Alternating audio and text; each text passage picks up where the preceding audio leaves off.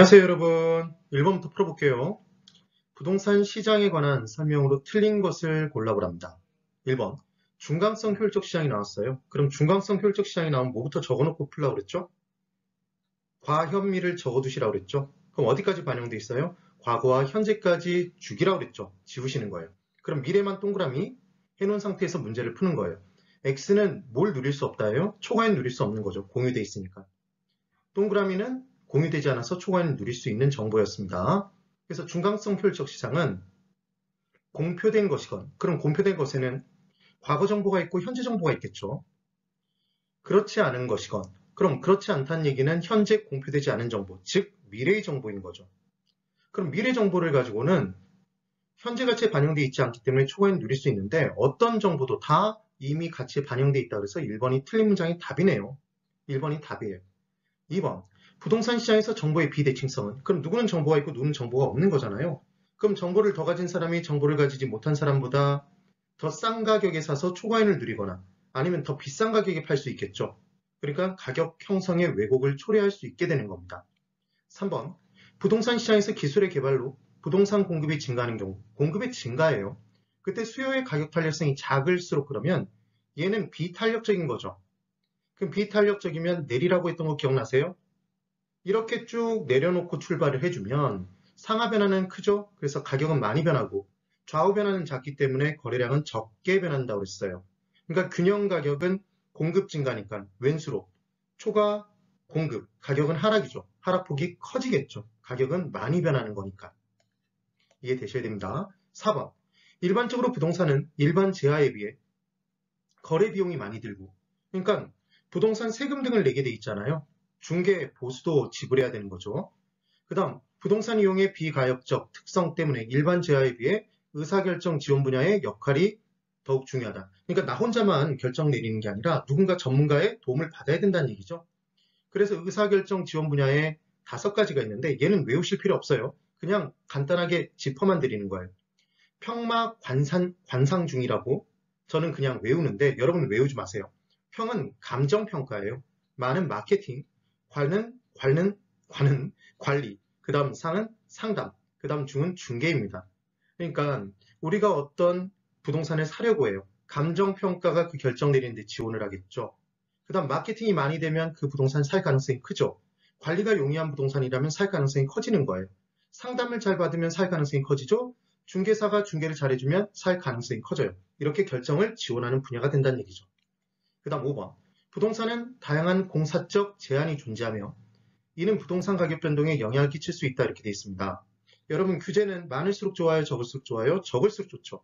그래서 규제가 적을수록 유용성이 커지고 유용성이 커지면 가격은 올라가나요? 가격이 높아지죠.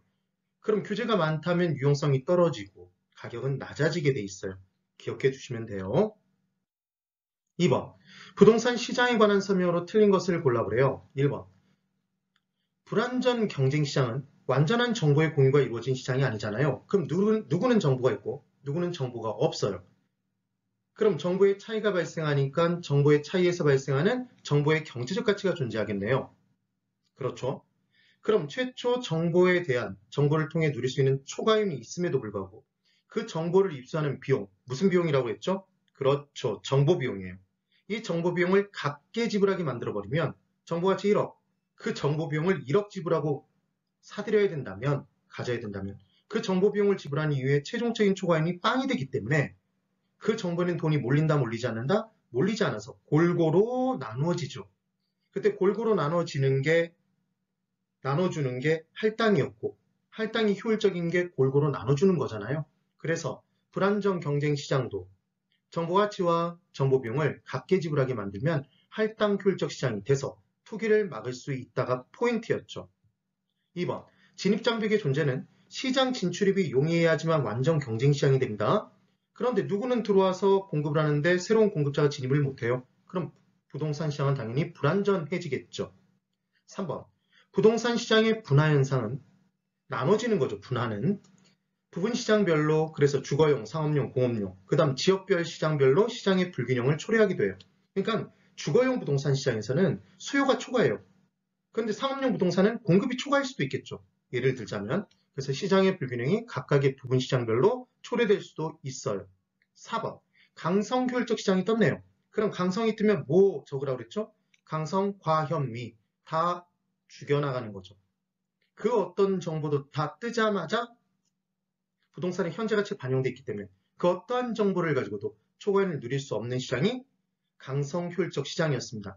이걸 기억해 두시면 돼요. 그런데 주의하실 건 강성 효율적 시장에서도 그 어떠한 정보를 가지고도 정상적인 이윤을 누릴 수 있다? 꼭 기억해 두세요. 우리 시험에서 정상이윤도 누리지 못한다 그러면 기본적으로 다 X예요. 정상적인 이윤은 다 누리는 겁니다.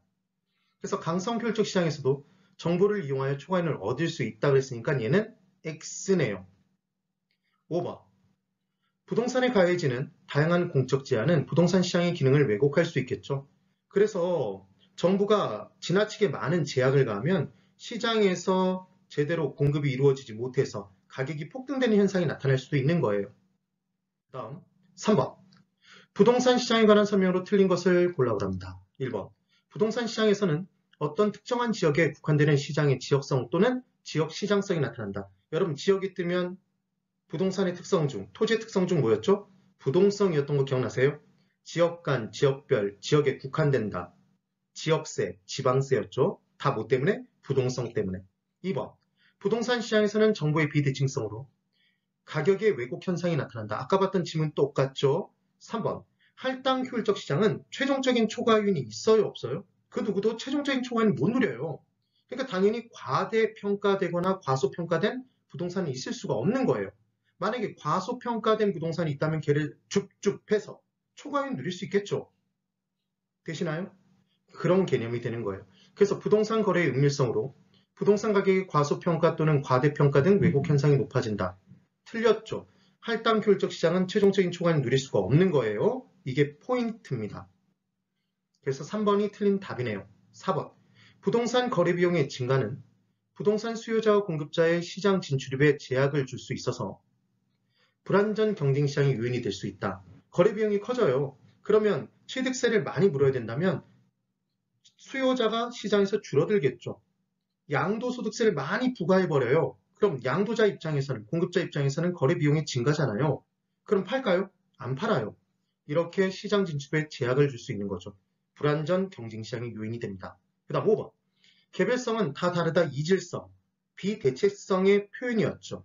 그럼 다 다르니까 얘들은 다 이래 이런 상품의 표준화를 깨하기가 어렵다고요. 그래서 공통적인 이론을 도출해내기도 어렵겠죠. 부동산 시장을 복잡하고 다양하게 만듭니다. 되셨나요? 네, 오늘 여기까지입니다. 대단히 수고 많으셨어요.